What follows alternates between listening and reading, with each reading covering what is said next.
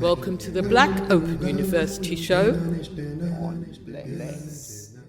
rebuilding education from an African place of being.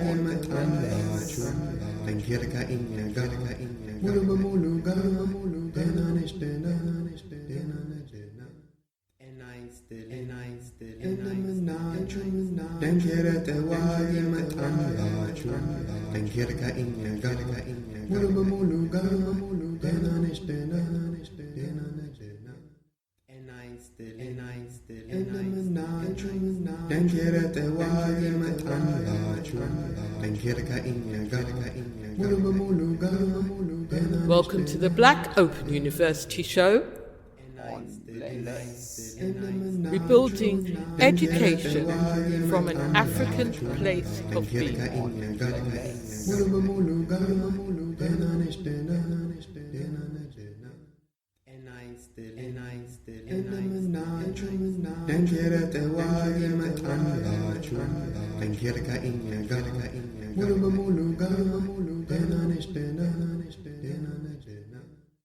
Build deep and complete. Do you know of the water of life? What's the big idea? What's the big idea? Original again, start from the heart. Not true indeed. I see, I feel. Mathematics, matrix, institutes, patterns. 1, 2, 3, uLearnNaturally. Classic. Welcome to the Black Open University Show, rebuilding education from an African place of being.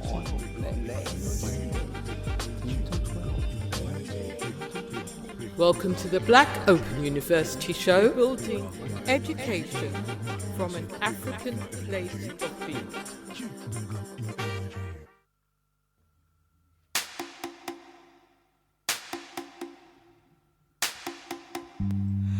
Dip down, dip and down, dip and down. We're in there. Dip down, dip and down, dip and down. We're in there.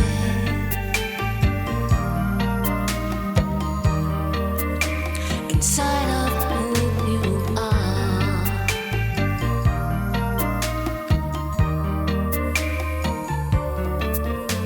Inside of who you are. Time has its own way to be. Gracious behavior is the savior. It seems to be inside of who you are. The sky is like a storybook with sand in your eyes. See the light, come and see sunrise inside of who you are.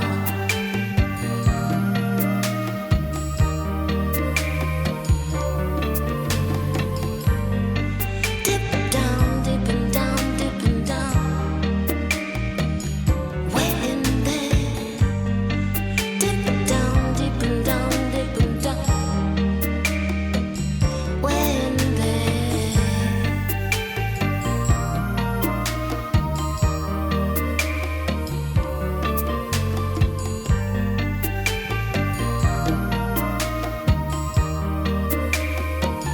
I said inside of who you are.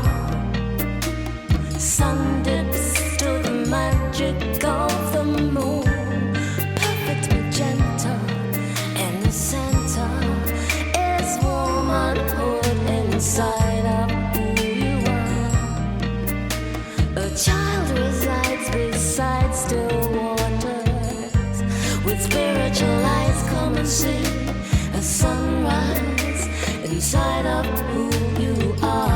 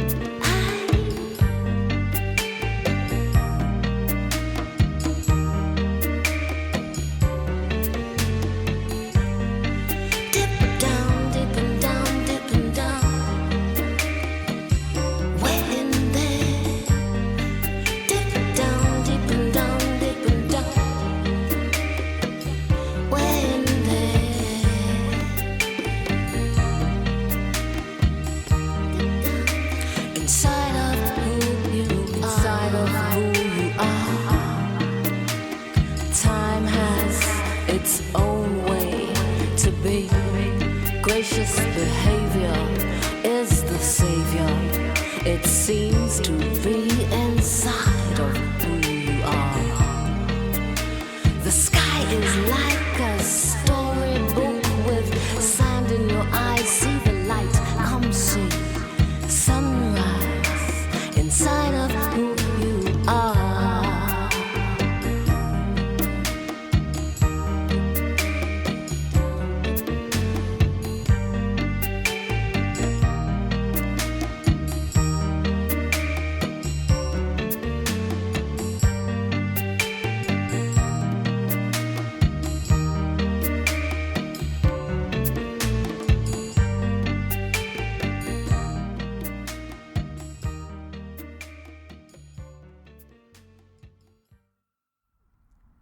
Welcome to the Black Open University show on Bless. Rebuilding education from an African place of being. On Bless Radio. Welcome, family. Hashima, this is Astamari from the Black Open University. Welcome to the show. We have a wonderful selection of things to discuss this evening and share. So I'm looking forward to spending this time with you. Thank you for your great support over the first 3 shows, and warmly received. Give thanks. But let me, as we do, open with our salamta, Tawagi salamta, the warrior greeting. Exir Yimasagan Hashima Tawagi Asab. Creator be praised. Respect the warrior idea. Let me extend the thank you to the house, of course, Bless Radio, management, engineers, DJs, all speakers, beloved Omawali, the one that comes before I, and fantastic Pan-African knowledge, a fountain of insights, and all the ones. What a wonderful place to be sharing the airwave with you. Give thanks. This show, as we do, for those who have got the idea, we have a format, a special format. Each time we come to this part of the show, I'm going to make it shorter and shorter, my explanation. So we have a format. The first part of the show we call Gazette, which is about space, the province, the personal space, family space, community space, nation space, earth space. But especially we like to focus on the astronomy side of things, so that we start to think in a broader way about our space. So we'll be touching a few things that are going on around the planet, and just bringing our attention to those things. We'll be doing that in a moment. We'll be moving on to the news. Speaking of news in a broad sense, news developments within the organisation of Abundant Centres UK Development Trust, which is our organisation, and the Black Open University, which is a division of that. And more broadly, News Pan-Africa regarding education. So we'll be on to the news. This is what we call Zenagize. Zenagize is news time. From the news time, we'll move to the part of the show where we highlight some different parts of things that we're doing in our regular programs. We've got 4 flagship programs at the Black Open University, level being 9. This week, there'll be a lot of focus around this program. Level being 9 is a program of learning for young people, for cadets, children, around giving them advanced access to the GCSE, or opening a way for higher attainment in GCSE subjects. Focally the math, but really the STEM, which is science, technology, engineering and math. So we'll talk more about that. Also, Educating with Unified Knowledge, which is our pedagogy course. Pedagogy is the system of teaching, the way of the guide for the child or for the learner, and the systems around that. We have a system called Unified Knowledge, or Yitmer Uket. This whole show is built around sharing the principles of this, the values of this, our principles, processes and protocols of Yitmer Uket, Unified Knowledge. As I've said before, there is a guide for this, a code book, and for those who are really feeling the show and want to get in the flow, because there's a couple of levels of how you can take this show.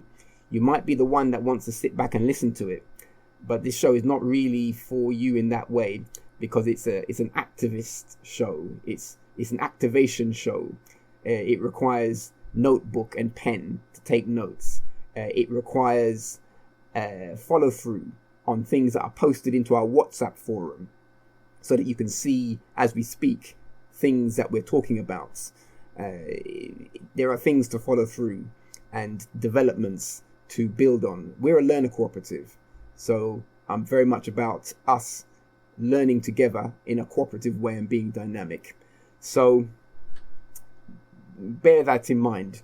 And having said that, probably the first set of learning is a new language. So I'll be using words like unified knowledge, gazette, province, Zenagize, news time. These words, many of them are from Amarenia, which is Amharic. We use this as a keyword language of instruction. Get the code book, and then everything will be clear. Wonderful, wonderful. You can get the code book by going to abundancecenter.org, and you go to abundancecenter.org/social media, and from there, if you click the WhatsApp link, you'll be able to join our forum. We have a special WhatsApp forum, and in that forum, we share the guide directly.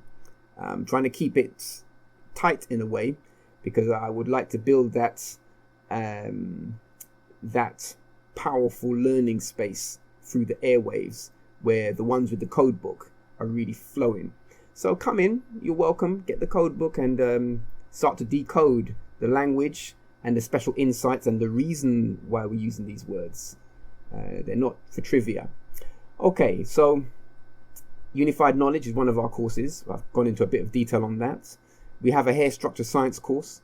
We touch on that. We've touched on this over the period, going into the science of the hair structure, mainly because it's a gateway into many other subjects, interrelating math and science and culture. So there's things to learn for this. We have a course for that, mainly for adults, but mature young people could easily be involved in that. And finally, the Dankira Tawagi course, which is our African warrior dance. So African martial arts, we'll be giving insights to this as well. So there's a part of the show where we touch on these things. The final part of the show is a feature, second final part, a special feature, weekly feature. And this week our feature will be, it's about farming. It's about black farming, the cooperative nature of black farming. There are some principles that a wonderful teacher and lecturer from the States, Monica White, she has been doing a lot of work for this, and I'm going to profile some of her work, her new book, and because she explains carefully the value of cooperatives, and our organization is a learner cooperative. So I think it helps to explain why we've chosen this model and the power for that, and the long history of our communities doing that. So this is our special feature this week. And after that, perhaps there'll be time for sababu, some reasoning. I must admit, we've not really made time for the reasoning part of it yet. I'm building us up. I think we need to reason I need to create that space for reasoning when ones feel more comfortable with the guide. And so when we get to that critical number where there is enough ones reading the guide and giving that positive feedback, which I'm appreciating. We appreciate your engagement. When we get to the critical point, then I'll open the space, because I know ones are itching to get involved, but it will be opened up soon. That's Sababu, and that's the final part of the show. Okay, so back to the beginning. Gazette. You may notice there's some sounds in the background now. I opened our first show with these sounds. I love these sounds. It's African landscape, and it's important to take oneself into the natural space. This is the whole point of this reasoning, to have harmony with nature, which is a core principle of unified knowledge practice, harmony with nature. Gazette means space, and the first part of this reasoning is just to talk about the moon. Every show, we've given an introduction to where the moon is, the phase of the moon. And I know for some people, this may seem like astrology, And I'm going to make a point to clarify that we are talking from an astronomy point of view. Astronomy is the physical science. Astrology is the metaphysical a science, approach, insight, practice, belief, form. But we are focused on specifically the physical science because there's a lot to learn and a lot that many people have little awareness of. And it's so near. It's such a practical thing for us to be aware of. The moon and its motions around the earth. Why the phases appear to change. This cyclical motion is a fundamental principle that is reflected, translated, corresponding throughout other aspects of life's processes. So it's good to learn it. Why the phases are like this. We're on the waning moon. This is the appearance of the moon in declining illumination. It's about 7% illuminated, and so it is in a decline. There's a lot of cloud about, and so you're not going to see it necessarily, but it is in that position. And so when I come to this point where I'm talking about something that you may be not able to see because of weather or because it's just not visible at this point in time, its phase is still there. It still exists in that position that it's in relation to the Earth. So what I recommend, this is where the homework comes in, is Stellarium. Stellarium is planetary software. Every home should have it. Every child should be familiar with it so that they can start to explore outer space and beyond the planet and have a sense of the broader domain of one's province. So I highly recommend that, because with that tool you can see the position of objects that give a perspective, a broader perspective. And I hope from that, well, I know for our tradition, this is where wisdom comes through, with a broader perspective of things. So Stellarium is the software, planetary software. There's another one called K-Star, which I highly recommend that. But Stellarium is a good entry point. K-Star is a bit more elaborate. So what I'm going to post into the WhatsApp space are 3 images. Those 3 images, one of them is, well, 2 of them are related to what you will see if you were to look to the south. And so again, it's homework. How do you look to the south? Do you know how to find the south? Do you have a compass? You need a compass for the show. I'm serious. You need a compass for the show. So you have your compass. So you get your bearings. You know when you're facing south in your house, when you're outside in your garden, or you're on the road traveling. You know where south is. You know where north is. You know where east and west is.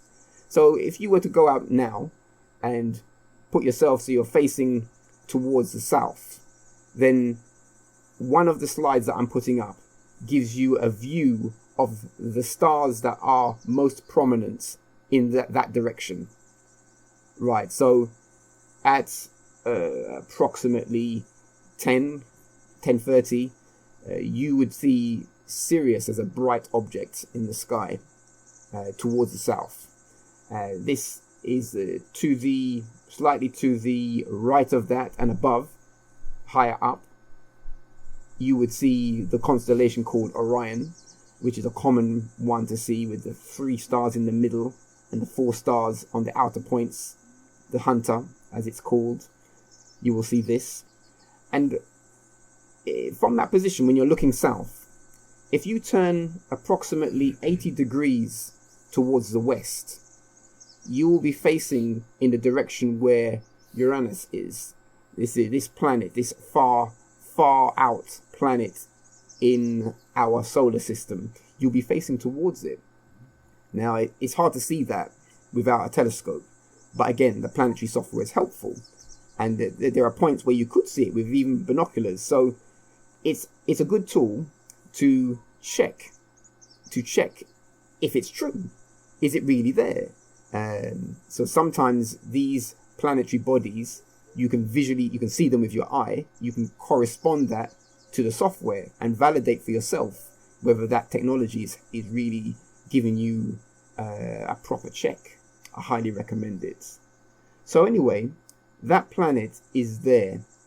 80 degrees towards the west. When you're facing south, you turn in that way.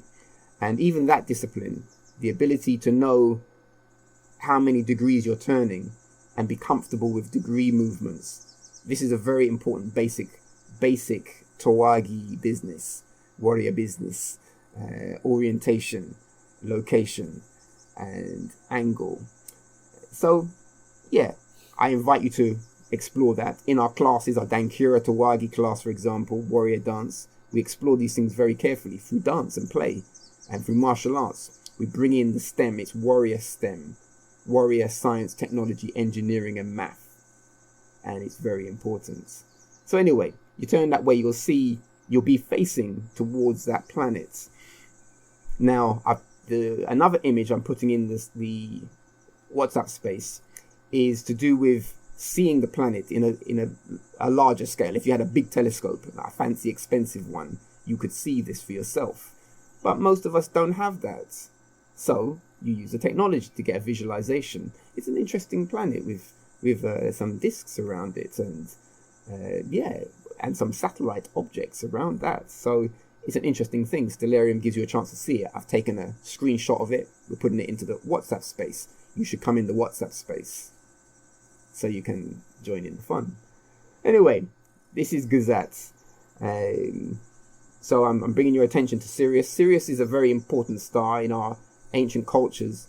It was used to give bearing to inundations of water and many, many other phenomena linked into numerous ancient cultures valuing this star and its little twin, its little satellites. So big up to the Dogon and the Kemetic culture, Kemetic values, classic African heritage. And for that reason, one should just generally make themselves familiar with some of these things. You never know when you might find yourself really valuing the classics. Right, so this is Gazette. We're moving on to the news. The first news that I'm going to share with you is related to our upcoming Creative Learning Festival. In spring, we're going to have a Creative Learning Festival in the half-term holidays. I've mentioned it before. I'm mentioning it again. I'll keep mentioning it till we get there because it's expanding. The quality is expanding in terms of the various ones getting involved in the program. So I want to bring your attention. Be ready for spring. Now, in addition to that, we've now confirmed our Science Week program, which is in March, the beginning of March. So basically, in mid-February to the beginning of March, the whole of that block will be doing a fantastic range of science programs.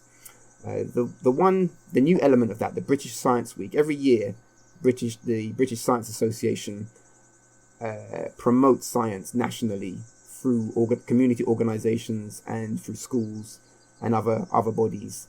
And so we're getting involved in that to help bring it to our communities because we are not represented well in this. The country performs relatively poorly compared to other countries in regard to science development, and our communities of African heritage, Black Open University, from an African place of being, so I'm speaking to that especially, but all communities are very welcome to listen and learn and get engaged. But communities of African heritage are even more displaced from the learning of the STEM subjects, and so we need to do something to make sure we reconnect to the fundamentals of science. Science means to know. Every culture has its own ways to know, and at the moment, in our countries of kinship,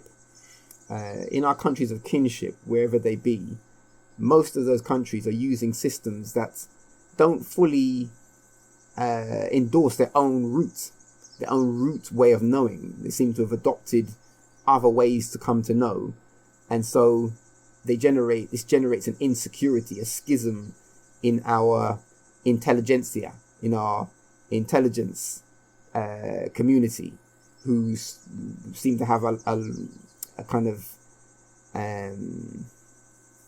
seem to fall into Western paradigms of education that are not suited, and therefore block out all of the other potentials which you will find in the unified knowledge pedagogy. This is the purpose of having an African-centered, nature-centered learner pedagogy, because there is a difference. There's a difference in the way that we have done education successfully from ancient times to now, and kept retained integrity in the persons, be they children or adults, in the families, units, in the community structures, in the nation structures. Education is the fundamental mode, activity for this. So, yes, very, very, very important to respect pedagogy. So, we are going to be doing that fantastic series of Science Week programs. This is the news. There was some other news that I was in two minds to pick up the news, to be honest, because for me, the things I see that are happening Pan-Africa news-wise I'm seeing a lot that's still reflecting, Western paradigms. And so I think I'm going to bring some speakers into our show. I'm going to interrogate the people I'm thinking of, I'm hearing, to see what's going on in the UN and in the AU, with these agencies that are doing things in Africa, and not always seeming to respect the indigenous ways to know. I've come across a very interesting series of scholars. I'm going to be interviewing them and bringing them into our future shows. So look out for this. Look out for this. Okay. Now, we've got a few clips to play. This show, we're going to move into our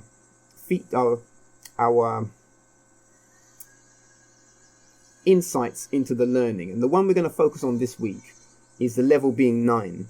Level being 9, the name comes from the highest standard for GCSE. They've reformed that, and so the grading, for those who don't know, is no longer the letters.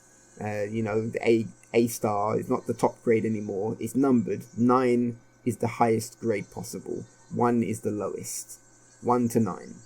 Now, the fundamental issue that we as an organization have with this, and we need to share with members and listeners, community, is that the system is built on a tiered idea. That means that the fundamental principle is that there should be a foundation tier and a higher tier, and that some children have to sit in the foundation tier because they're not good enough to get into the higher tier. This argument is flawed in so many ways, and it cheats so many young people out of their own self-esteem and dignity. And unfortunately, because many parents have been damaged in the system by having gone in through it themselves, and not being strong enough to face off the institution, or more to the point, to do our own work, to do it our own way, and dig into the work of that. We're just letting the children go down a pit. And I'm here to tell you about the pit. I'm here to tell you about the pit that is foundation tier. So foundation tier means, in summary, because I've said it before, but I'll say it again, it means that your child in primary school starts to be identified as being foundation tier, and then is given some assessments, given some scoring, and when they get into secondary school, they're put into foundation tier classes, which means that at the beginning of the secondary schooling and the early stages of that, they are told that they're not going to do the higher tier, and they're going to watch some people in their class, a small group of the elites, who are doing the higher tier. And so they're made to go through 5 years of that position of being second class.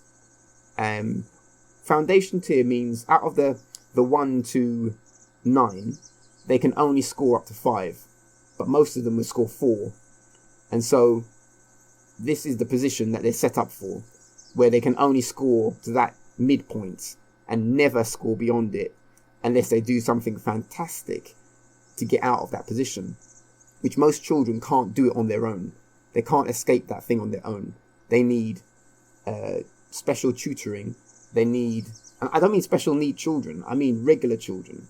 They need support. They need, in my assessment as principal for Black Open University, we need cooperative action around education. We need parents in cooperatives.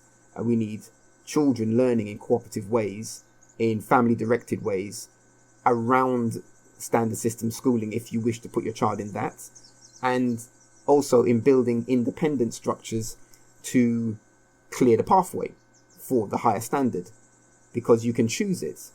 Even if a school says to you your child is foundation tier, if you back it in the right way and you can see your child's development to the higher standard, you can put them into getting that qualification in the higher way independently. We have set that agency up. That's the point of our having an educational structure, so we can do that. We can manage that process. But obviously, there's work to do. So, the level 9, by naming our program level being 9, we are affirming that all cadets are aiming for this level. And obviously, children are in different places with how they do their learning. Families are in different places. But the argument is that wherever we are, if we are committed enough, we can bring the right resources around ourselves to open the way. This is the position. And so I'm going to play some things for you that will help expand what's going on. What's going on in the system in regard to the model. Now you have to bear with the flow for this, because some of these reasonings are directed towards teachers, and I'm sharing them because some of you may be teachers, but most of you probably are not. But it's important for you to hear how teachers are being spoken to about the administrative system around your child. There's two key parts to this: Progress 8 and Attainment 8. Progress 8 and Attainment 8. Progress 8, essentially, in summary, is about predicting how well your child's going to do. And that means, for example, it doesn't mean well, let me explain it like this. Let's say your child is predicted to score 4 or 5, which means they should be in the foundation tier by the standard system reckoning. They should be in foundation tier. So if the child does score 4 or 5 or whatever that specific thing is, then they get a 0 progress score, which means they hit the target. If they go below it, they get worse than that. It gets a negative. And if it goes above it, they get a positive. So the Progress 8 score is a number that fluctuates between 0, +1 and -1, and a little bit around that. It's a range like this to show whether what was predicted for your child was attained. Now, if the school is successful in achieving its prediction, they win. They win the success model. They have succeeded in predicting correctly and getting the child to where they predicted the child should be. The issue is, how do they know that they are right in their prediction? This is the question that every parent needs to ask. How are the schools and the teachers really assessing the potential of your child? And inside of there is the big flaw in the system, because there is some significant subjectivity in it before we even get to the bias that everyone knows about institutional in the system. So you should have to think about this, because there's an assessment being made about your child's potential, and then the label is placed, and then structures are placed to confine the child into a certain space of learning, so that they do indeed land in that space and do not escape it. Anyway, Progress 8 is like this. Attainment 8 is about a bundle of key learning courses like English, mathematics, and the other subjects into certain kinds of grouping that your child, out of a core of 8 subjects, 8 let's say units of space for subjects to be in, they can score a certain amount if they score well in those subjects. And so there's another number. Essentially, it boils down to a number, which is the predicted attainment 8 score. And again, if it's achieved, then this is great. If you go above that, that's great. But you have to score well in your exams. The more you score in these levels for each exam, the bigger that attainment 8 score will be. And so I'm telling you this because our organization has done research in regard to Haringey. We're based in Haringey. And so we've done research around the performance, Progress 8 and Attainment 8 systems in Haringey by ethnicity. And inside of that, there are issues. There is data that shows who is in the crack of the system, who is fallen in that terrible place. And when you see the numbers that are at that extreme place, they reflect like a tip of an iceberg kind of situation. Don't just take it as just a few young people in an extreme place. It's a lot of young people in a bad place. And then there's a broader body who are also not in a good place in regard to how they are being positioned for the assessment of their potential, the willingness to give them a chance. Politics comes into play. And if you are listening to this and you are an institution leader, like a school leader, head of the school, head of maths, head of science, learning enrichment, I am going to expose this thing. I have to. And at the same time, I'm keen to work in schools. I am. Our organization has been built around doing that. But we're in such a situation that if this thing is not talked about, then generations will continue to be lost and only realize when they're adults what happened to them when they were in school. Like many of you adults, you're realizing what happened to you in school. I know this. We talk. It's like, yeah, that's what happened. And now I get to know. It's not supposed to continue. So I have to make it clear. In schools and institutions, there's politics around these things.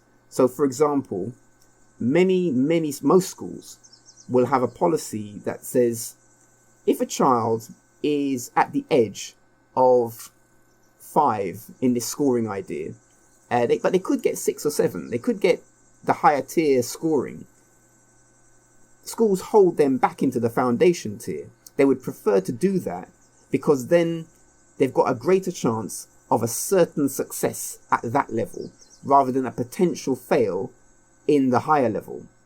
So for political reasons and for better statistics, many children are bumped out of the potential. And this is just a practical, everyday school management dynamic. I really wish some head teachers would just fess up on the thing and just explain it. But I guess you'd be out of your job. Maybe you ones who are retiring, if you could come and talk to me, let's do a show and let's talk it through. Because people do need to know this thing. It's integrity, it's ethics. I put it down. It's an unethical way to handle the youth and people and their children. And I have to see if my the pressure of my words can touch something in you educators to ease up and reform and open the way for better ways to do this thing. Anyway, so let's get down to this first one. This is an introduction to Progress 8. I know it's a bit wordy. It's not music. So work with it. Have a listen. Have a listen. Build deep and complete. Do you know of the water of life? What's the big idea? What's the big idea? Original again, start from the heart. Not art, true indeed.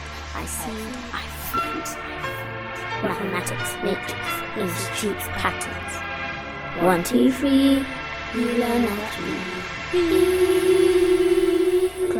Classic. Welcome to the Black Open University Show. Rebuilding education from an African place of being.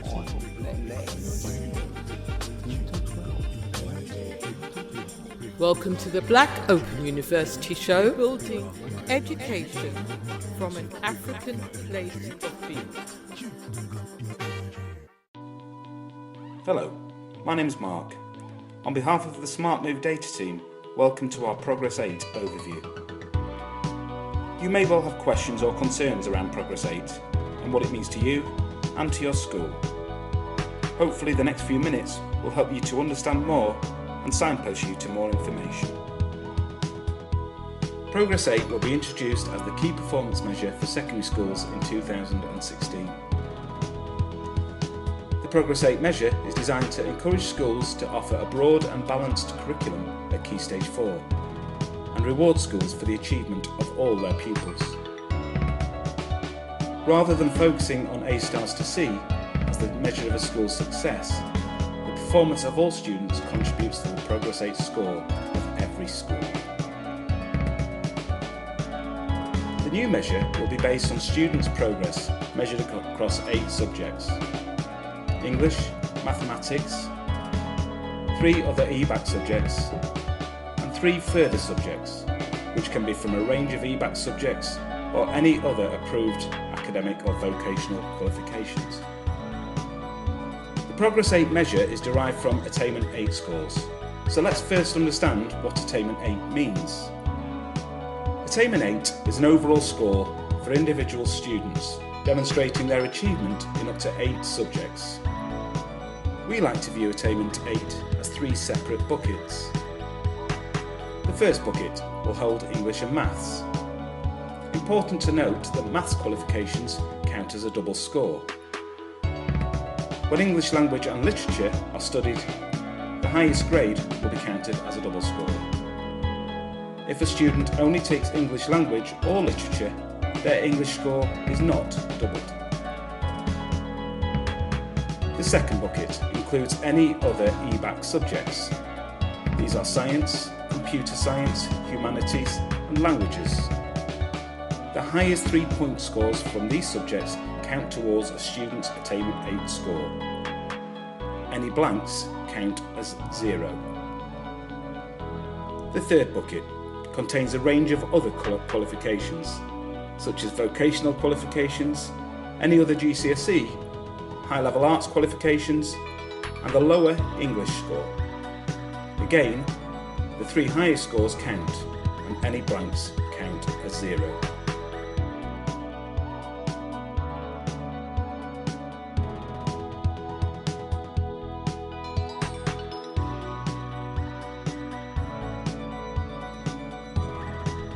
Take this student, studying a range of GCSEs and vocational subjects. The grade for each qualification converts to a point score. For 2016, GCSEs use a 1 to 8 point score, 1 being a G and 8 being an A star. Vocational qualifications have a range of point score conversions, which can be viewed at smartmovedata.com. The green ticks indicate the 8 scores which are total to calculate this student's Attainment 8 score. In this case, 60. Okay, so we're nearly there.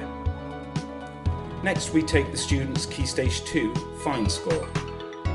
In this example, 4.9. Converts to an expected Attainment 8 score of 55.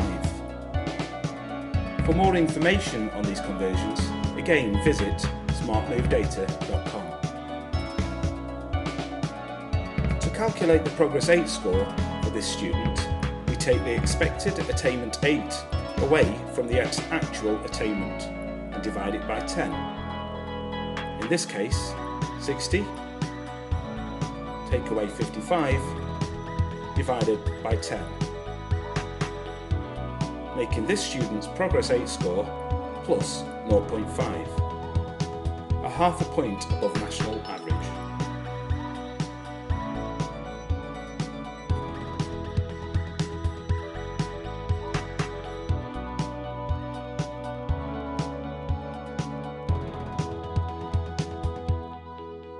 Finally, a school's Progress 8 score is calculated by finding the average Progress 8 score for the whole year group. In the light of Progress 8, at Smart Move Data, our dedicated team have created a SMID report. Recognising this new measure as a unique opportunity to introduce consistency like never before and empower teachers and leaders to make swift impact on student outcomes. To find out more, visit smartmovedata.com.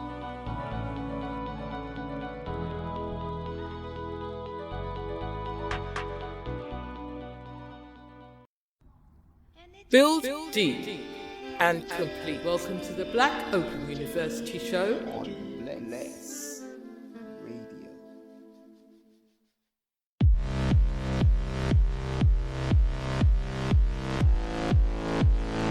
Okay guys, today I want to talk to you about Progress 8 in 2017, and I'm sure you've actually just received your figures for 2016 a couple of weeks ago, and you'll have seen that the expected attainment 8 scores have gone up compared to 2015 or 2014. Now, the reason why they've gone up is due to the fact that in the majority of cases, schools have been better at structuring their curriculum for Progress 8 in 2016 than they were in 2015. And this is fairly obvious in the sense that those pupils that did their exams in 2015 wouldn't have actually started until 2012, 2013 doing their Key Stage 4. And when they started, Progress 8 wasn't really on the radar. So schools would still be structuring themselves for 5A start to C. Particularly lower ability or middle ability students would be maybe not doing the full set of EBACs, or maybe not doing English literature. Whereas in 2016, those people started in 2014, and hence they were already getting, the schools were getting better at putting their curriculum in place for Progress 8, and so the amount of EBAC subjects being filled, the amount of students doing English literature was much higher. And so therefore, you've had that rise. Now, that rise will happen again, because in 2017, there is going to be more pupils doing their EBAC subjects and probably more pupils doing English literature. It might not be as significant, but there's still probably going to be that rise. And as you can see from this graph here, there was a much higher rise in the low ability and middle ability students than there were in the high ability. And the reason for that is that low ability and middle ability are much less likely to have been doing English literature, or to be doing a full set of EBACs, or even to just be doing 8 subjects in total. So therefore that has had that increase, and I suggest that that's probably going to be where the increase will happen again. Now, it doesn't just stop there though, because actually for Progress 8 in 2017, there is a complete change in point scores as part of the Attainment 8. And with this change in point scores, with the new 1 to 9 in English and Maths, and the sort of adjusted point scores for all your other subjects, this will have a knock-on effect that will cause the expected attainment 8 scores to actually drop. But they're not actually dropping, they're dropping just relative to the point scores that are being provided. So just to give you an example with this, at the moment, in 2016, that data you've just received, a C is worth 5 points. So if a pupil gets straight C's, then they will get 50. Now, in 2017, a C is worth 4 points. So if a student gets straight C's, and they get 4s in English and Maths, in the new English and Maths, which is what 2/3 of C grade students will get, then they would actually get 40 points. So rather than getting 50, they will actually get 40. Now, that means that the expected attainment 8 scores, the estimated attainment 8 scores, are going to go down quite significantly. Not because pupils are underperforming, not due to any change in curriculum, just due to the fact that the point scores are worth less. So that drop will be felt. Now, it's not going to be as significant at the higher end, with a B only being worth 5.5 rather than 6. An A is worth 7 again, and an A star is worth 8.5. So actually there's probably a slight rise at the top. However, down at the lower ends, they are worth less. So therefore, you're going to have a much more significant drop in the expected attainment 8 scores of those points. Now, the final thing to talk about in a bit more detail is the fact that you've got a new 1 to 9 score in English. So therefore, right at the top end, those pupils that get those 5.8s or 6s at primary school, they're going to be looking at a good number of them are probably going to be getting 9s. So therefore, a student can get a 9 in English and a 9 in maths, then they get that double, that's going to get them 36 points. Plus, if that 9 goes into the other sector as well, in the other bucket, so that'll give them 45 points. Plus the 40 that they would get for straight A stars. So that means that potentially they can now get 85 rather than 80. And so you're likely to see it right at the top end now, a slight increase due to the fact that they can get 5 points higher. In terms of at the bottom end, in terms of the middle actually, looking at the C's, a 5 is no longer worth a C. A 5 and a C are not the same thing. So a 5 is actually what a third of C grade students will get. So 2/3 of your C grade students are likely to get 4s. So therefore, going back to my previous example, this means a large majority of pupils will get those straight 4s. So predicting your Progress 8 score in 2017 is not going to be easy to do. You already have the fact that you have like 150 different students that you are all doing 8 or more subjects that you need to predict accurately. But on top of that, you've got the changes to the point scores, you've got the fact that its estimated attainment 8 scores are likely to change, and so on. And then, the new 1 to 9 for English and Maths is going to have an impact. So the knock-on effect from this is that when you are evaluating your data, when you're setting targets, you just need to make sure that you've got all of this and kept it all in mind. And another thing is to really educate your staff about these new changes so that they understand why different point scores are appearing, why targets are set at certain points. And I think that is really, really key to a school tackling Progress 8 well in 2017.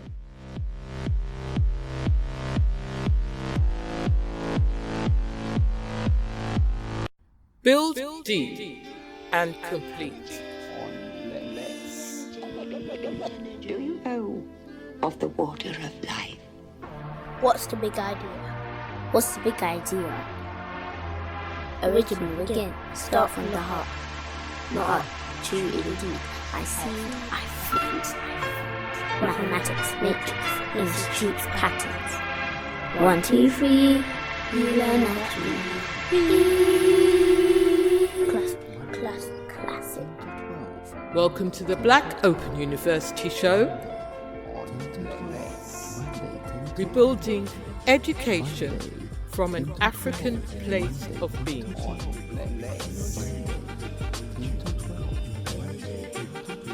Welcome to the Black Open University Show. Building education from an African place of being. Yes. I know. That was a bit intense, wasn't it?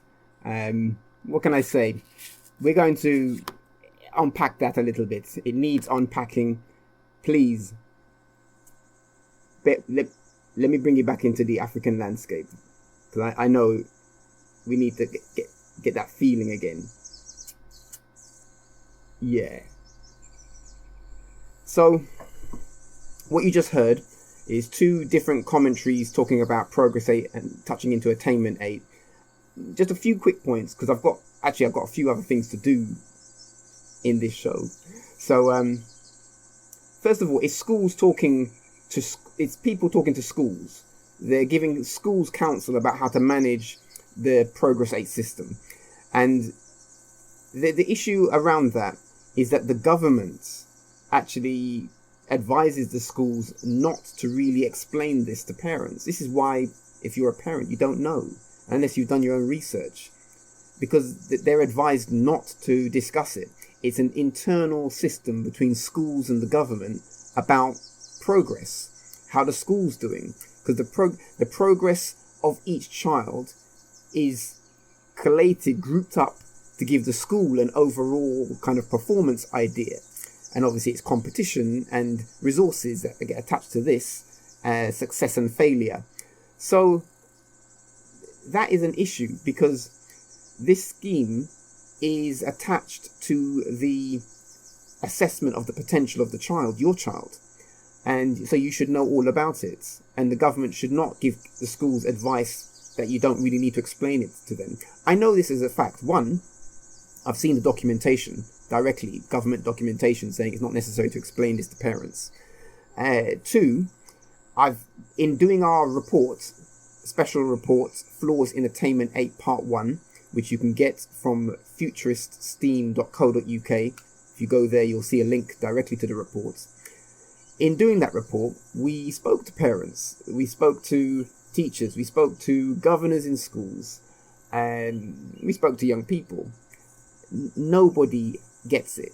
The only people who get it are the senior managers in the institutions. A few teachers get the idea, but mostly they're being driven by the force of statistical analysis. That means if they don't have a certain kind of number around their class, around their year group, around the school, they'll be deemed as failing. And so they're afraid of this thing. And so it drives that politic and that devaluation of the human beings, the children. You remember human being, children, human beings, children. The children are human beings. Right. So that's important. And so they shouldn't be driven in like cattle into a process that limits their potential.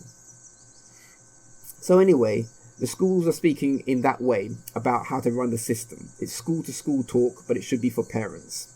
That's one point. It's also important to note that the grading system, essentially, they receive all the grades once papers are done. They receive all the grades, and then there's a kind of aggregation of the scores so that a certain number are viewed to have a certain score. So if, for example, for some reason, too many people got level 9, they would aggregate it so that it was the best of the level 9 that get into the top 4%, who are supposed to be the level 9 4%. It's not going to change to become like 10% one year. It's not going to happen like that. Even if somehow loads more people attained a higher standard that which should be level 9, it will simply be refined so that you keep that premium position. Parents should think about what that means, especially when the majority of parents of African heritage, the majority of your children are in foundation tier. So when they're in school, I guess they are sitting next to their future manager, maybe, or the one that's going to set up the business to employ them, because they're not being given that identity of leadership, of excellence. In fact, more to the point, there's a significant body of the children who are being robbed of that, and so you should be concerned. Okay, so the foundation tier, just to reiterate a point, he said that the thing that is called C, if you still want to talk the letters, because sometimes we don't want to move on from the past.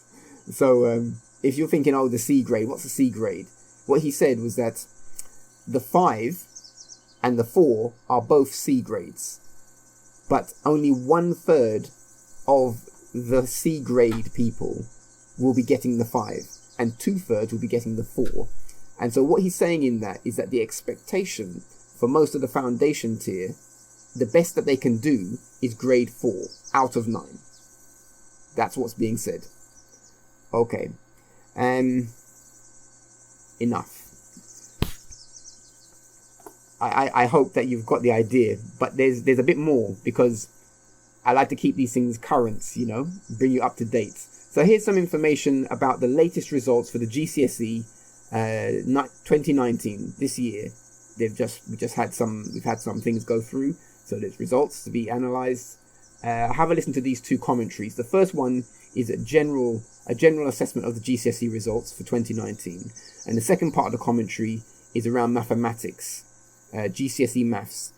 Our organisation, we're aligning to the AQA examination authority, so our material is geared towards that body and their resources and their assessments and so on like this.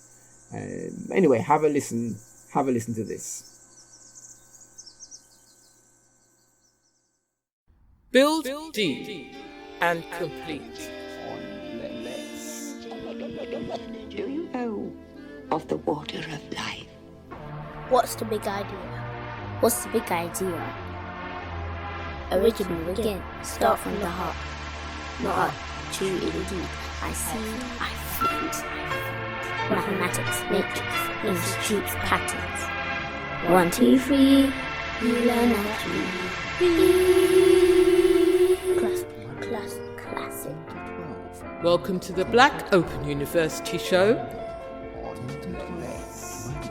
Rebuilding education from an African place of being.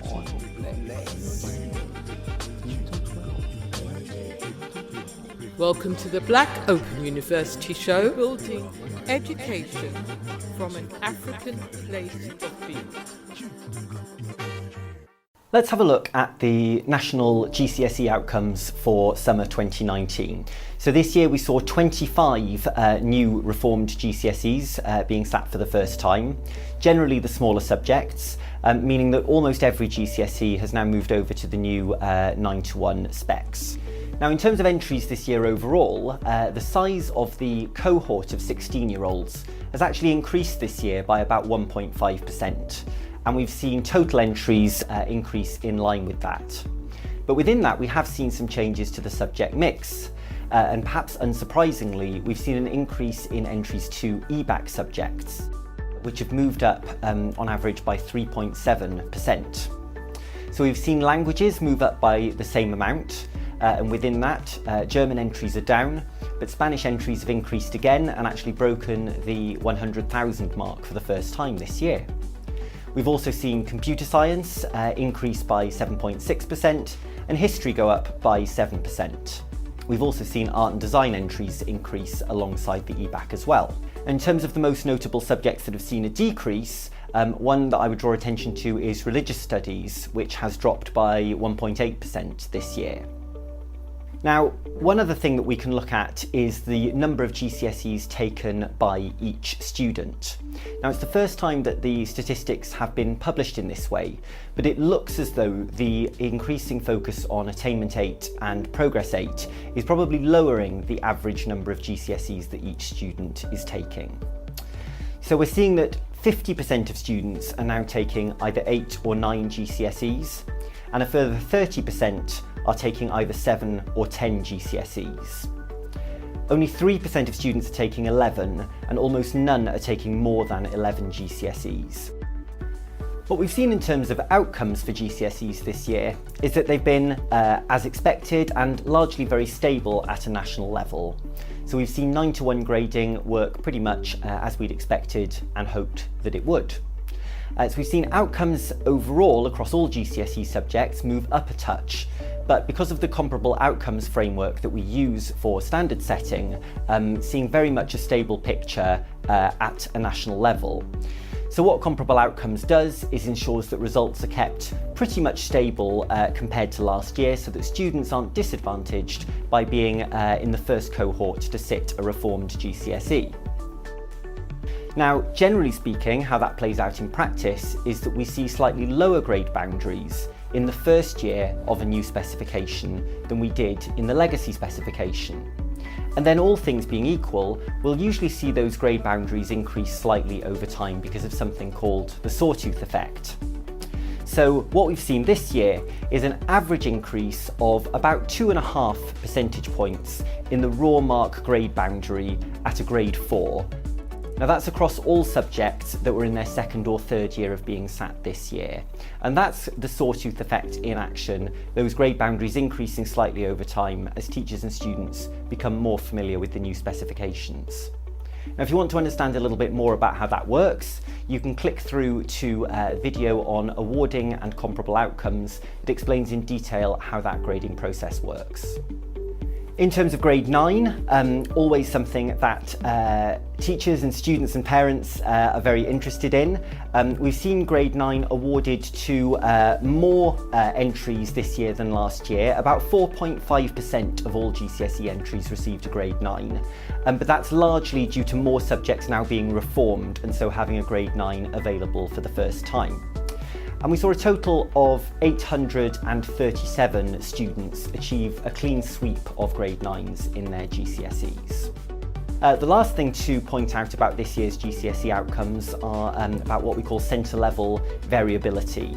So this is the amount that results within any given school or college change from one year to the next. Now, really encouragingly, what we've seen this year is that centre level variability at GCSE has actually been slightly lower than in previous years. Now, that suggests that schools have generally adapted really well to the reforms and that subjects in their second or third year are bedding in and becoming much more predictable. Build deep and complete. Welcome to the Black Open University Show on Bless Radio. So the picture for GCSE mathematics is largely one of stability. Overall, the entries increased by about 28,000 nationally, and about 19,000 of those are 16-year-olds. And most of that change is simply because the population of 16-year-olds is getting bigger year on year.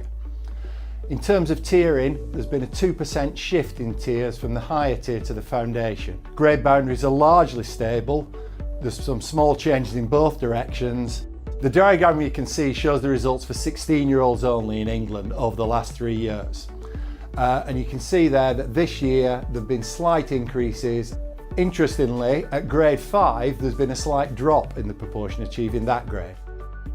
The grade 7 increase is interesting because it's due entirely to an improvement in the proportion of girls who've achieved that grade. The percentage of boys getting grade 7 has remained stable, so there's an improvement in girls' performance there that's led to that overall change in grade 7. For post-16 students, outcomes have dropped by just under 1% at grade 4.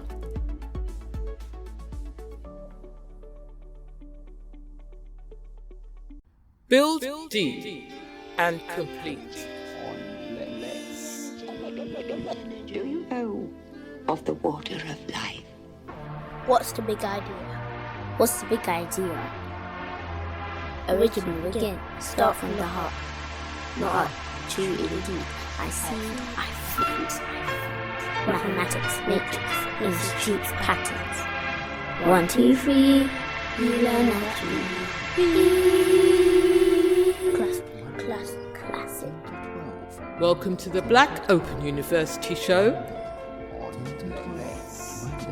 Rebuilding education from an African place of being.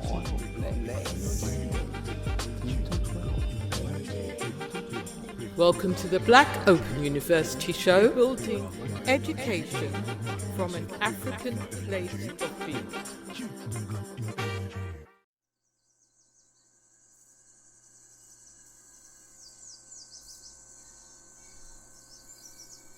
Yes. So let's tackle it. Only a couple of points. I know, again, this is the way that an educational cooperative has to work around raising attainment with black children of African heritage. We need to understand the systems that they're engaged in, as well as understanding the curricula. We need to understand the system that they're engaged in. So this show is about the system. And if you're finding it a bit hard to listen to it, to concentrate on it, then let's talk and have a cup of tea. We'll have a herbal tea. Come to my office. We talk it through. I have a pedagogy class. I run a class directly to explain the unified knowledge approach to education, which is very holistic and helpful, and a baseline for cooperative action. But I'm very happy to discuss these things in more detail and make resolution on how to do better tactics to improve the outcomes. And that is for schools. I know, as I said, I have to speak to school teachers through this show as well. And I know it may seem like I'm a bit harsh on you, but if you're a senior manager in a school, you know what I'm saying. You know, and if you think it's wrong, I'm happy for you to contact me and set me right. But I don't think you're going to do that. So, yeah, let's be ethical. Let's let the heart work in the right way. Ma'at, let the heart work in the right way. Let the conscience do the right thing. Parents, teachers, let's do the right thing. So what was interesting for me in that set of reasoning there, the commentator said that he knows that teachers, students and parents are interested in the level 9 grading. But, beloved family, do you know about it? Is he talking about you? So which parents is he saying he knows are interested in it? If it's not you, who is he talking about? Because some people are interested. Some people know the system, and they're working hard to ensure that their children are on top of it. They're literally on top of it in a higher grade. So think about that. Who are the parents and teachers interested in that? And for the students interested in it, those ones who are put into foundation tier, they are trapped in a system that is telling them fundamentally they can't escape it. So whether they think they got better ways of doing it, they're going to be hard pressed to escape it on their own. Cooperative action. Okay, so just so you know that we at the Black Open University, we're not joking. I'm showing you the statistics for how many are expected who got to the level 9. 4% got the level 9 generally. So that's the elite. So when in us naming our program level being 9, we're completely mindful of the facts, and so it puts into context what our proposition is, and that we are saying it clearly. There's no confusion about what is meant by it. You may not know what is meant by it, but our organization knows what is meant by it, and we're inviting families to find out what is meant by it, and to ensure that their children, our children, have access to excellence, level being 9. They said, running into that now, there was a point there that was said about center level variability. What they mean by that is differences in the performance of different schools. And we come in as an alternate schooling, an alternate educational provision, a learner cooperative. It's a different model, even for the system, standard system. They don't know this model that I'm expressing to you. A cooperative, working with families who are then working with their children, either independently, like home education, family-directed learning, or independently around school systems to ensure top-level movement. So, and also an independent path to examination and assessment, so that you don't have to depend on an institution that has put your child in a blocked off road. So we are going to be that outlier. It's called an outlier. The organization whose results they wonder about. How do they get so many of those children at level 9? The ones that come into Black Open University will be inside the 4%, inside the 900, the 900 nationally who get the grades 9 across the board. We're aiming for this, and the way it works is not magic. I'm not bringing you a magic proposition. There's work, and it's I have to tell you, it's not easy, beloved family. It's not easy, but it's well worth it. And with the tactics, you'll win. You'll win with your investments, for your children, your genius, your beloveds. Give them the best. So, anyway, that's that for now. That's the GCSE part of that. I wanted to just touch a bit more on our model. It's different. So our proposition is that a child of a younger age can be taught to a higher standard and learn to attain that, to express that consciousness and competence in a shorter amount of time. Younger age, higher standard, shorter amount of time to get there. The younger age is from 8. In my assessment, it could be younger, but this requires exceptional dynamic around the child in terms of the parents, cooperativeness, engagement in pedagogy, and alternate supports, creative engagement in all opportunities. But it could be younger than 8. But essentially, it's possible for a child of 8 to learn, particularly the GCSE mathematics, which is an anchor to the science subjects, to learn this one in a very creative way, with the cultural arts, with embeddedness into projects that give proper context to why you're learning these principles of mathematics, and to learn it in such a way that when they do it that way, they attain the higher standard and they're comfortable there. So they could do that from 8, they could do it in 2 years. In 2 years, they could attain it. Now, when a child who is 10 attains that standard, many doors open for them. Many kinds of clarity about who they are, what their potential is. And they are the ones that will easily do level 9 across the board for other subjects. What I'm putting forward to you is a tactically different approach on many levels. It requires reflection. Don't ignore it. It requires consideration. Ignore it at your own loss and your own disappointment in some years down the road. This situation where we have a small portion of community children who are doing wayward things in terms of crime, knife crime, and this kind of thing. This is a result of damage and not being cared for in the school system, but also in their home life. Not necessarily the parent doing it directly, but something is missed. It's obvious something is missing. So I'm suggesting to you that we've got some blind spots in our community approach to education.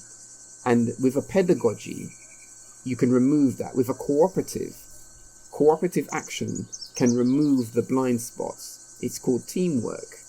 Parent teams for Raised Attainment. This is our main project at Abundance Centres. And yeah, let me just touch into a couple of points regarding our report. Special report, Flaws in Attainment 8, Part 1, available at futuriststeam.co.uk. There's a section in there, there's many things. All that you've listened to are videos that are embedded into this report. If you go to that page, you'll get a digital version of the report. The videos are embedded into it, so you can listen to them through the documents, or you can download and print out the document and read it. But there's a section in there, male performance in black and white. We took the data from Haringey by ethnicity, analysed it in some very interesting ways. We looked at Attainment 8, the summary for Attainment 8, black boys and white boys. Right, so, and black boys with the ethnicity was black other, black African and black Caribbean combined. White boys was white other and white British. And you might think, well, why do it like that? Why pick on the race thing? But look at the numbers. This is why we have to do that, because of the numbers. Number is a tool of perception. So listen to the thing. So if you remember in the talking that was just done, they were suggesting that the high attainers can get an Attainment 8 score, 80, 85 points. This is the kind of numbers for the high attainer in the system. In Haringey, the black girls in this generation, this year, a couple of years ago, but it's recent data because we just got the new data, so it's the one before that. They were getting 45.37 as the attainment 8 score. Remember, the excellent excellent attainment is 80, like this. The boys, 36.53. So that was the lowest one. The black boys was attaining at the 36 point score relative to the high attainers. And by the way, there's not many higher. That high attainment in Haringey, it exists in very small pockets in certain parts of the borough, and that is how it is in many parts of London, and nationally it spreads out in different ways. But these things average out. But what I'm showing you here is that the position of the black boys. So then the white girls, they were at 48.45. So their attainment was a little better than the black girls. And the white males were at 47.25. So the white girls and the white boys were relatively similar to each other. Both of them are doing better than the black girls, and the black girls are doing better than the black boys. The black boys are in the crack. Yeah, that's attainment 8. Progress 8, same thing. Progress 8 summary, black boys, white boys. Same ethnicity setup. Now remember I told you that 0 is the neutral. That means you've succeeded in achieving what was predicted for you. But I'm questioning the whole validity of the prediction. So even the success is still failure in our community. If a school system predicts that your child should get 4 and they get 4, they've still failed. And it's considered a pass because it's like a C, but now it's a low C.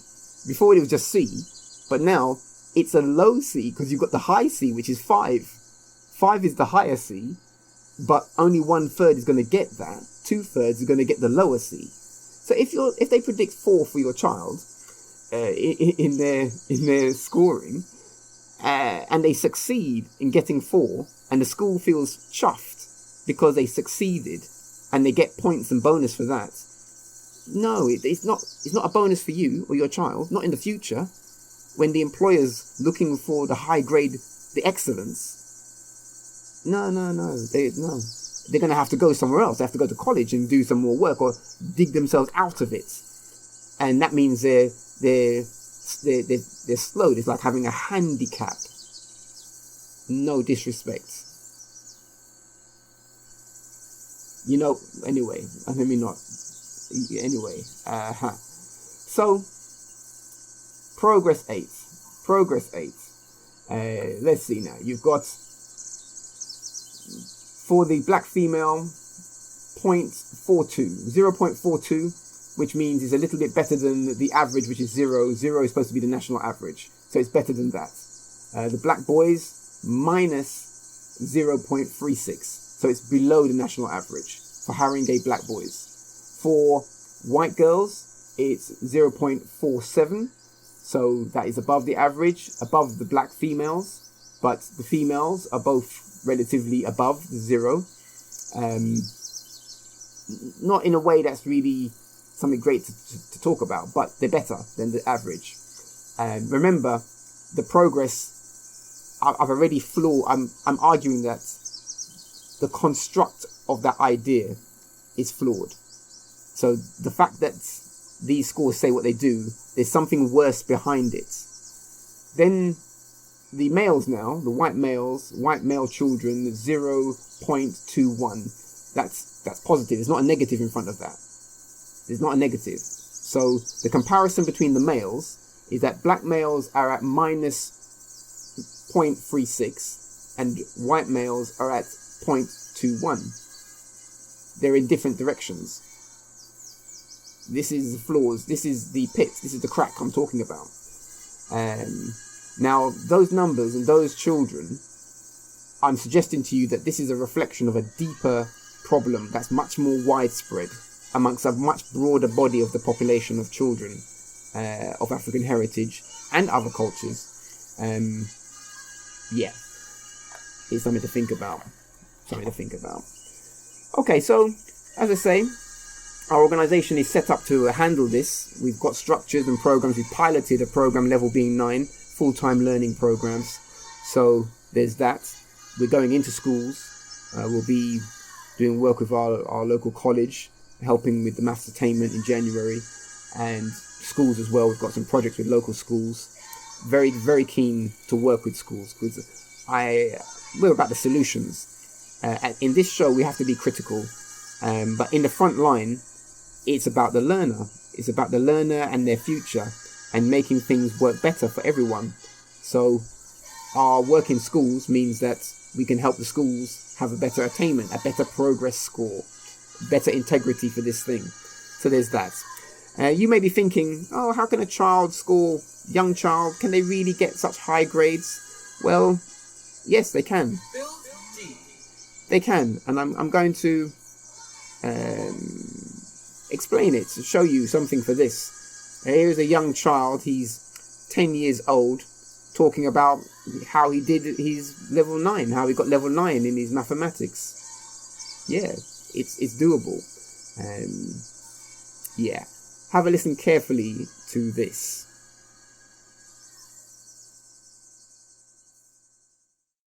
Build deep and complete. Do you know of the water of life? What's the big idea? What's the big idea? Original again, start from the heart. Not up, too indeed. I see, I feel. Mathematics, matrix, institutes, patterns. 1, 2, 3, uLearnNaturally. Classic. Welcome to the Black Open University Show. Rebuilding education from an African place of being.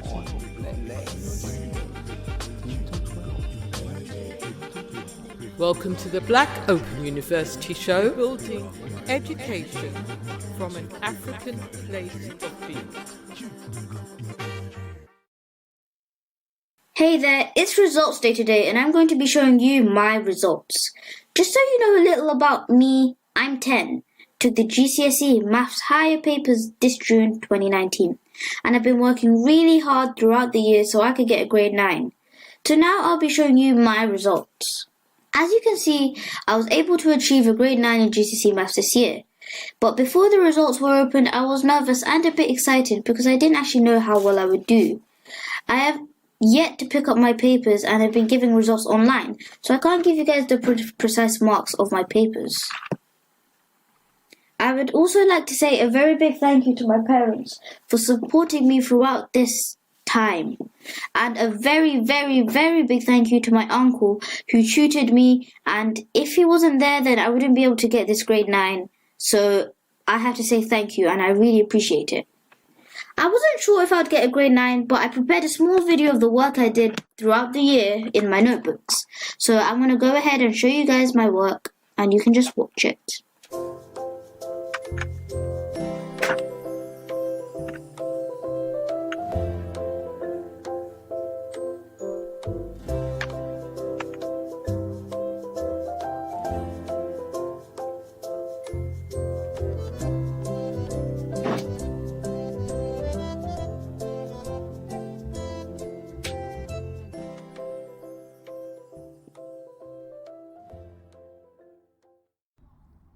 Build deep and complete. Welcome to the Black Open University Show. Let's Radio.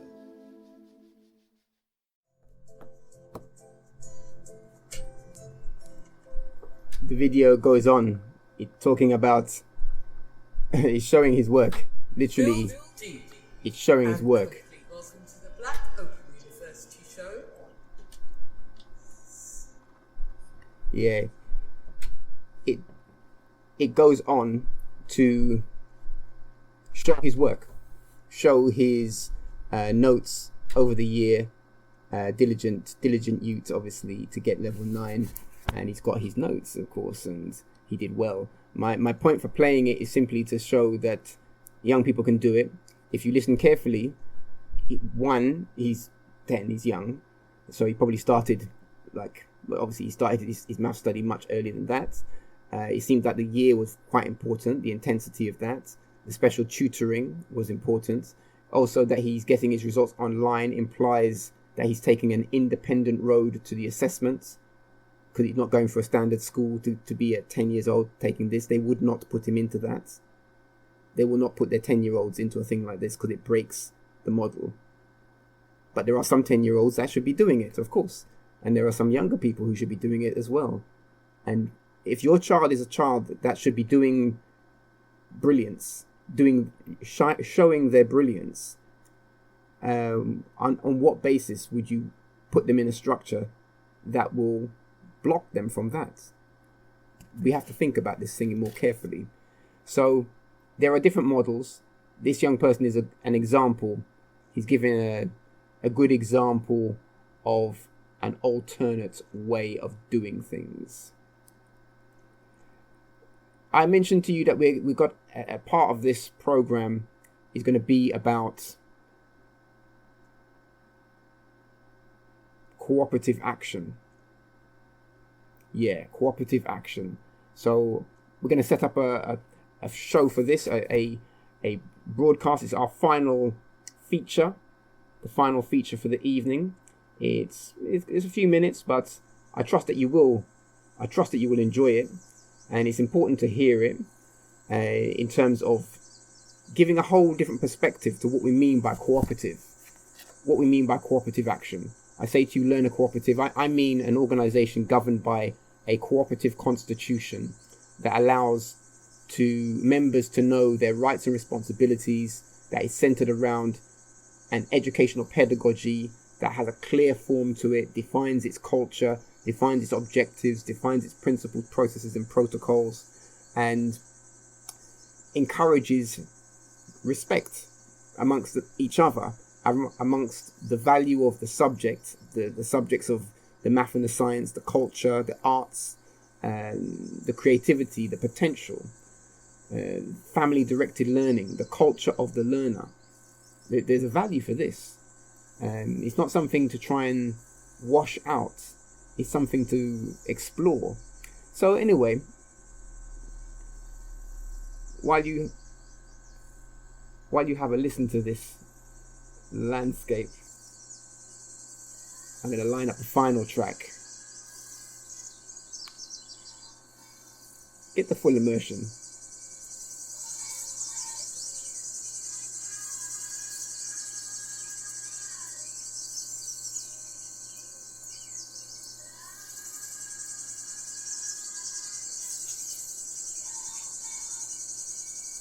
Freedom Farmer. Build deep and complete. Do you know of the water of life? What's the big idea? What's the big idea? Original again, start from the heart. Not up, too indeed. I see, I find. Mathematics, matrix, institutes, patterns. 1, 2, 3, uLearnNaturally. Classic. Welcome to the Black Open University Show. Rebuilding education from an African place of being.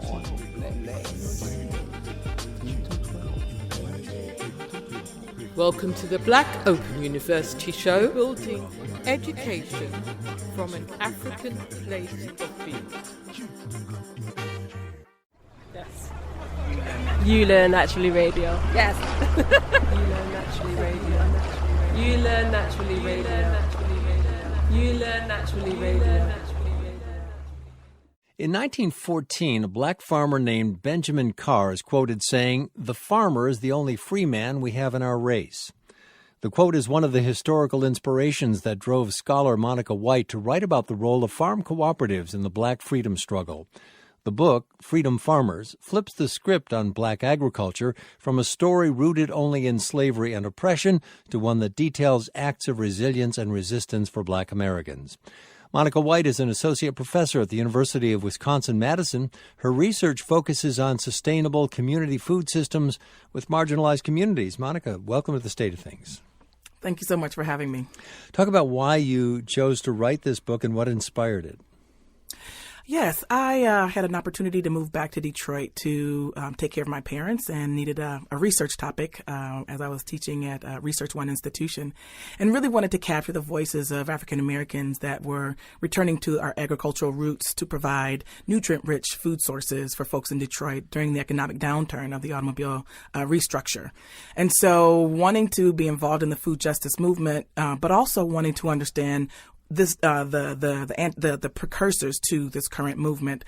I felt it necessary to really sort of not just talk about what was happening in terms of urban ag today, but what are the trajectories and how can we complicate the story of folks who use food as a strategy of freedom. Well, I want to take you back to that and those historical roots, but again, talk more about farming in Detroit, because that strikes the ear as not quite right. So talk about the resilience and the rise of that. Yeah, tell us more.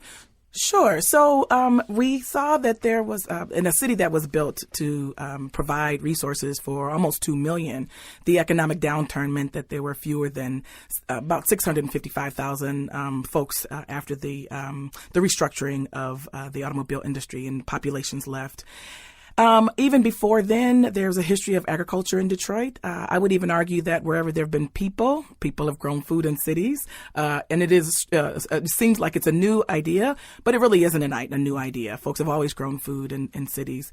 And Detroit, given the fact that it spread out instead of grew up, meant that the economic downturn created access to available land, and people didn't have access to resources with regard to grocery stores and what have you, and started taking matters into their own hands and utilizing these vacant lots to produce food, but also not just food for themselves, but food for community. And so you would see community growing spaces that would capture or would have music, it would have beautiful artwork, they would have programs and cooking classes and how to provide nutrient-rich food sources for folks in the community.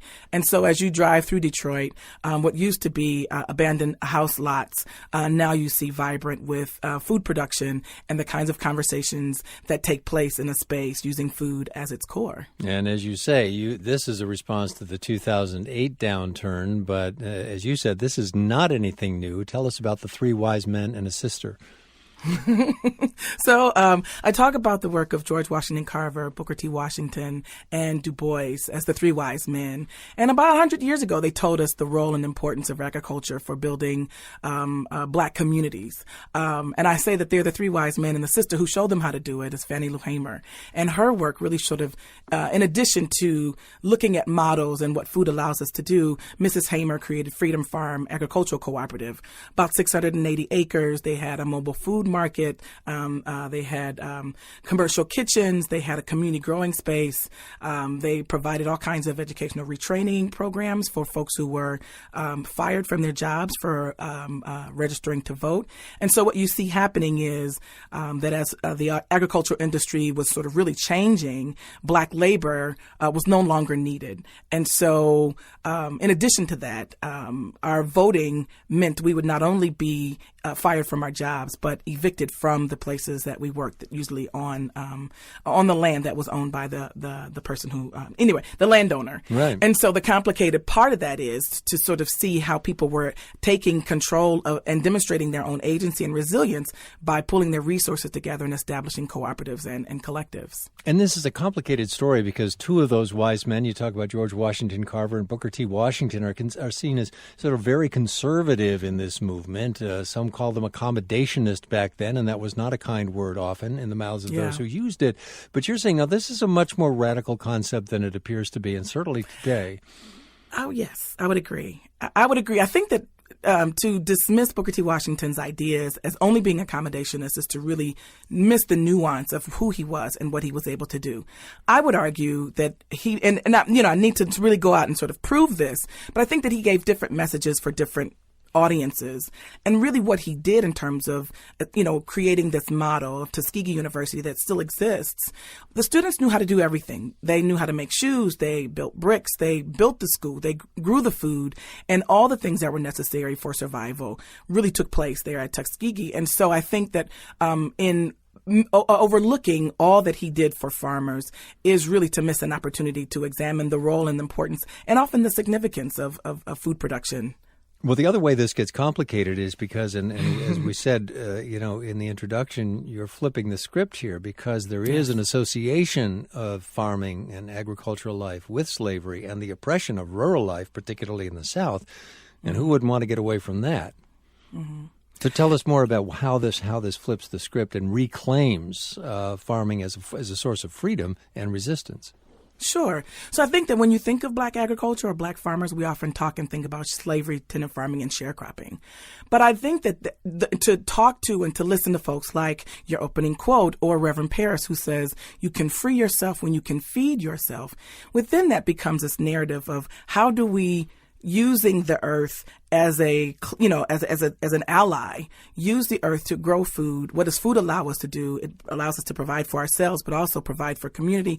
And then, even today in Detroit, Baba Malik Yakini talks about food as a strategy. But if we can control our food source, can we also think about community education? Can we also think about other ways that we can make some claims in terms of what we should have access to, and also demonstrate our own agency and resilience by showing what that looks like? So I think that these food conversations have always been not just about providing for ourselves, but providing collectively. And then once we are able to feed ourselves, then what are the other kinds of things that we're able to do? I'm talking to Monica White from the University of Wisconsin-Madison. Her book is Freedom Farmers. It's available now. She's going to be speaking at the Center for Environmental Farming Systems Farm to Fork Annual Sustainable Agriculture Lecture. That's Thursday in Chapel Hill. The event is ticketed. We have information at our website, stateofthings.org. And again, you talked about communities being together. You've said that several times. You looked at the role of cooperatives throughout the history of farming and, of course, American history. And black cooperatives, many of the ones that you profile in your book, were actually formed in response to very specific kinds of discrimination. So give us some examples. Sure. So as I mentioned earlier, we definitely see this disconnect between or what happens when folks speak out for, or even register to vote, right? You're fired and you're evicted. And so it is within this backdrop that there had already been some organizing around civil rights conversations, but also the need for a voice to speak about the lack of access to nutrient-rich food. And so knowing that folks were growing various like tobacco or cotton or soybeans, and these were cash crops, but if we can grow those kinds of crops, can we also grow the kinds of food crops that can be used for our communities, but also use that in terms of shared various food hubs and other kinds of strategies that they were able to engage and to enact, especially during the late 1960s. And I think, even in the book, sort of mapping out how much folks were, working toward improved food systems, I think is something that is often overlooked. Yeah, and those systems included the inputs. So when white retailers and wholesalers refused to sell oil to black farmers who registered to vote, many of those black farmers formed a cooperative and then provided their own. So it wasn't only agriculture; it was all of the inputs, right? That's right. Well, and I think it's also, I'm sorry. No, please do. I want you to I think it's also important to sort of recognize that that they recognized individually there was a vulnerability, right? Dara Cooper talks about that sort of vulnerability of land ownership as an individual versus the collective power. And so throughout history, we see food as a strategy of resistance and resilience, especially for for the African American community. But we also can think about the ways that pulling our resources together to buy seeds, to share labor, to share tools and instruments. Every farmer doesn't need a tractor.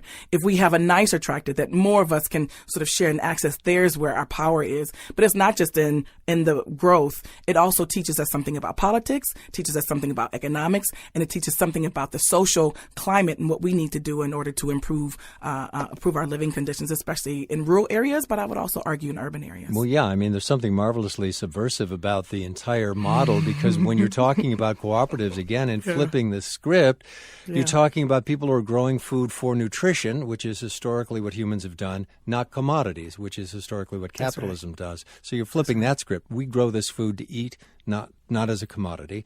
We own the land not as a form of dominance, right? Playing Monopoly to get the monopoly so that we can then force other people. We're actually cooperating here and we're sharing the land, and there are going to be fights. There are going to be arguments. So it is interesting in the many ways that cooperatives, land cooperatives and farm cooperatives do turn the story on its head. Oh, beautifully said. I like how you put that. Okay, you can use that. Take that anytime. Tell me, but right now, what are some of the structural barriers to access for good food in those communities that have not had access? I think, people often use a frame, food desert, and I was speaking with your producer as to why that is a distasteful phrase. And part of the reason is because we produce enough food to eat, for everyone to be fed. But the ways that we distribute it, the ways we process it, the ways we get rid of a third of the food we produce is wasted even before it reaches anyone's table. The ways that we distribute food, the system, the supply chain is fractured. And even in Detroit, we call Detroit food insecure, but there's a lot of food that is shipped into Detroit and goes out through the Eastern market, the wholesale area. So we needed a different way to sort of talk about the disconnect between retailers, distributors, and what have you. And I think that what the food justice movement is asking for, or demanding, shall I say, is that there be a real reconsideration of how of a regenerative model instead of an extractive model. So how can we be in control of food production, food distribution, food preparation, and make sure that we know where the seeds come from and how that food is grown, making sure that it's nutritious for not just myself but my community, and then also how can we then build other kinds of entities and establishments to support that food system, which also supports that community development. So we're talking about healthy, whole communities and not just the individual or a family. Given the fact, and I would only push back slightly because you said that system is fractured and so it doesn't get there. It doesn't get there and it should. But one could argue that it is precisely designed to do just that. That's right. That it is precisely designed to do that. If that's true and that design is working so well for so few people, but it works very well, and those are the people in control. Right. Are these alternate systems you're talking about, are they something that we do in tandem with the governing system right now, or does something have to be overthrown? Will there be too much resistance from the current way that we produce and consume and supply food to your model to actually survive in a sensible or sustainable way? What I will say is that there are successes of the food justice movement. When you go into your grocery store, you can't go into the produce section and not see labeling of organic or sustainably grown local foods and that. I think that is a marker of success for the food justice movement broadly defined, right? And so I think that not in addition to seeing it in grocery stores, I think that there are movements of folks that are creating alternate systems. So I do think that we have a requirement. I mean, at the moment, we go to grocery stores. We do, contribute to GDP in various kinds of ways, in terms of our supplies.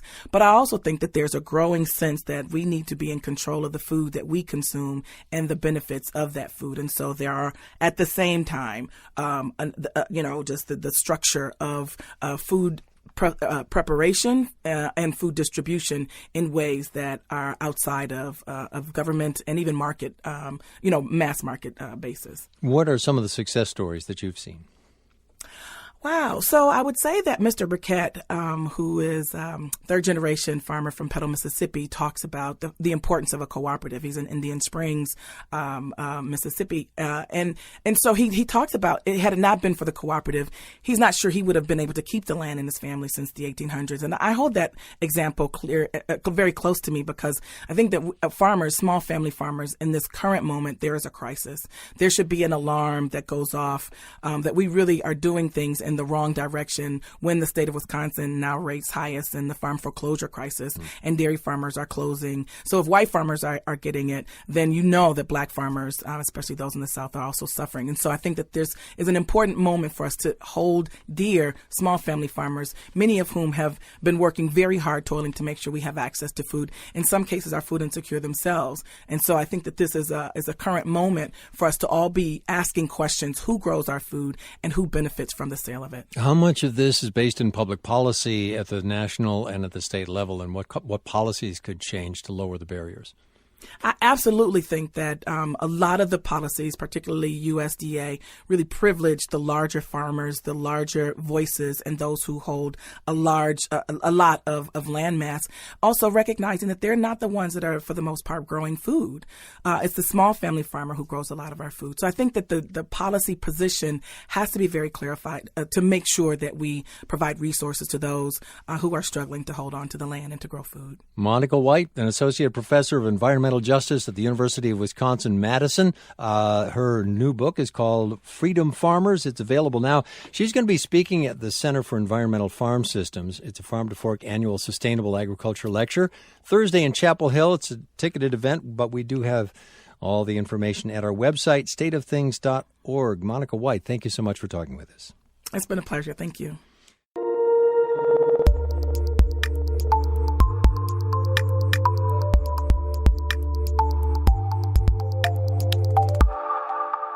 uLearn Naturally Radio. To bring the community together, to connect with one another, to learn, to be able to connect, educate and empower. Moving swiftly on to a rewarding and inspiring selection of role models in the race, faith and religion category. It's an absolute pleasure to be able to present this award on behalf of the Ombudsman Service. And the nominees for the Positive Role Model for Race, Faith and Religion are Jasveer Singh, Tanweer Ikram, Reverend Roland Jide Macaulay, Kay Oldroyd, Sonia Meggie. This extraordinary individual serves as the ideal positive role model. They are a determined leader who has been recognised as one of the most influential people of African and African Caribbean heritage in the UK. Please put your hands together for this year's winner, Sonia Meggie. Well, for once, I'm actually really lost for words. I didn't expect to win. And the reason why I started Inspirational You was exactly because of events like this, individuals like yourself, because it's so important that we know who we are, that we are supporting one another, and that we continue to pay it forward. And just seeing my daughter on the screen just reminds me why I'm here. But thank you. I'm on board. Congratulations, well done. Beautiful. Thank you. I meet far too many women who, once they enter a relationship or once they start their careers or once they have children, they forget about who they were as an individual, and they often feel quite disheartened and they often feel, where am I? And they're challenged in terms of what they're about and what their purpose is. So I go out and I remind those women that you can and you will. So I encourage them to look at what they can do to start a business, or equally within the professions that they work in, tell people who you are and what you want. Ask that mentor, ask that sponsor if they'll support you.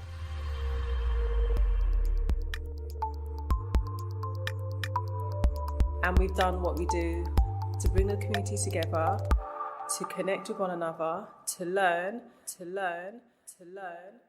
to be able to connect, educate and empower.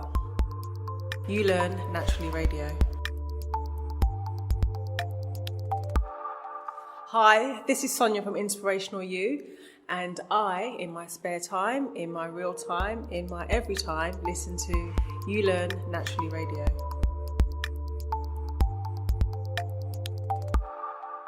uLearn Naturally Radio. uLearn Naturally Radio. uLearn Naturally Radio. uLearn Naturally Radio. uLearn Naturally Radio. uLearn Naturally Radio. uLearn Naturally Radio. Build deep and complete. Do you know of the water of life? What's the big idea? What's the big idea? Original again, start from the heart. Not up, too in deep. I see, I feel. Mathematics, matrix, institutes, patterns. 1, 2, 3, uLearn Naturally. Classic. Welcome to the Black Open University Show. Rebuilding education from an African place of being.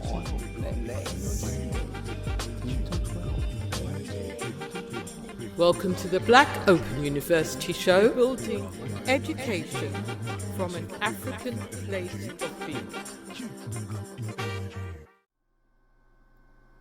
Yes, family. That Freedom Farmer book is a great book by Dr. Monica White, and as you see, it's very insightful towards the business of cooperative development, and our model does extend beyond parents. It can be cooperatives of many different types, and so if you have other ideas that you want support with in terms of the cooperative model under the Abundance Constitution, Abundance Centres UK Development Trust, then we can be contacted. The number, I should give you our phone number, 020 8815 3939. We're based at the Chestnut Community Centre, and this is the organisation that holds Black Open University. We come to the end of the show. Thank you for staying with us for this wonderful journey. I trust it's been insightful. I know it's been a bit intense speaking about GCSE assessment models and progress models, but it's very important, and I'm looking forward to your commentary. Join the WhatsApp forum so you get the full 360, the full 720, get the full angle. Anyway, we come to that point in the show. I'm going to give our salam to our final greeting, and we're going to travel out in the knowledge that there will come a day. There'll come a day, and one of those days will be in spring. One of several days of wonder at our science program. But bigger than that, a day to resolve these issues. These things can't continue. So, get on board, let's work it out. Yatawagi Salamta, Exir Yimasagan Hashima Tawagi Asab. Creator be praised, respect the warrior idea.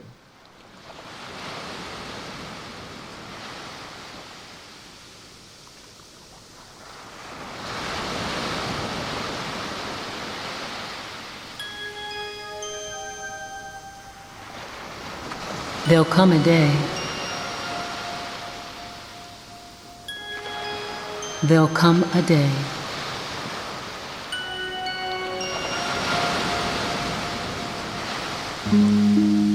There'll come a day when the presence of the moment will truly be all there is. It will be all that will be sought after, revealing within life's riches.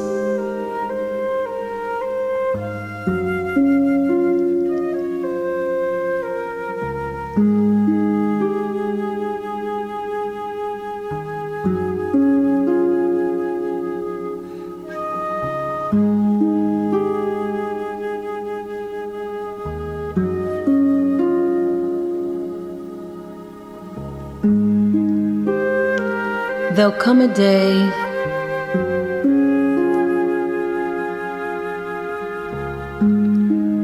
when we will stand for truly what we believe in,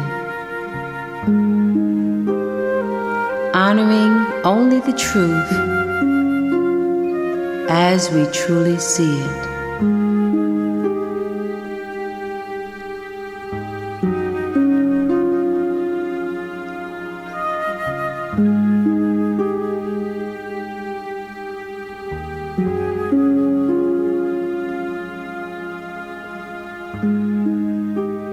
And on this day, the rainbows of light will set us free.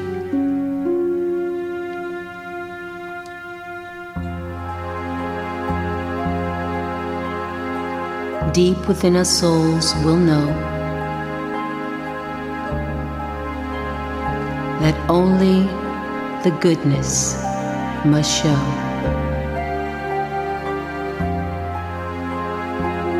on the waves will flow into the midnight will go.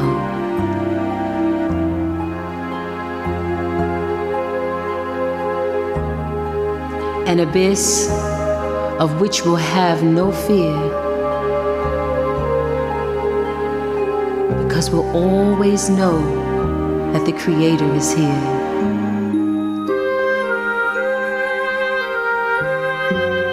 Here in our souls, here in our hearts, here in our minds, creating within us a certain peace.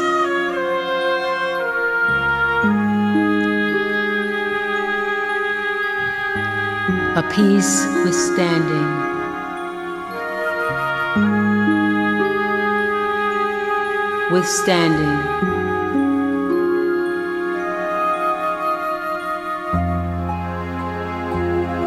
all the arrows of persecution, all the vies for validation. A peace we've never ever known in this lifetime, but have many, many, many lifetimes before.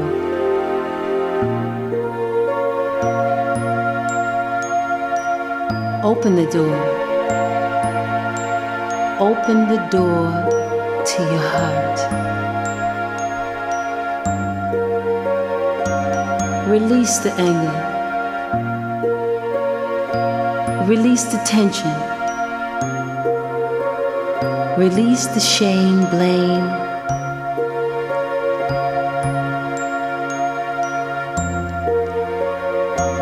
Release the fear. As you know, the Creator is here in abundance for you, so that you may serve another too. Honor that which you hold near and dear, for that is the only reason you are here. Yes, there'll come a day when all the pain and sorrow will wash away, and on the waves of love you see, that's where we'll be, you and me.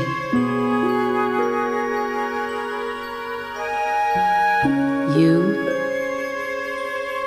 and me.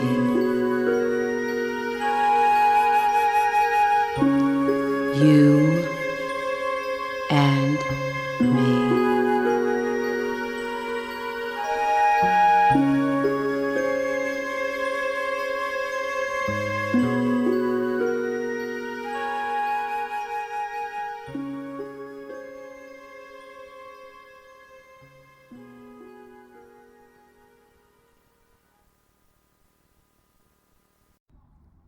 Build deep and complete. Welcome to the Black Open University Show.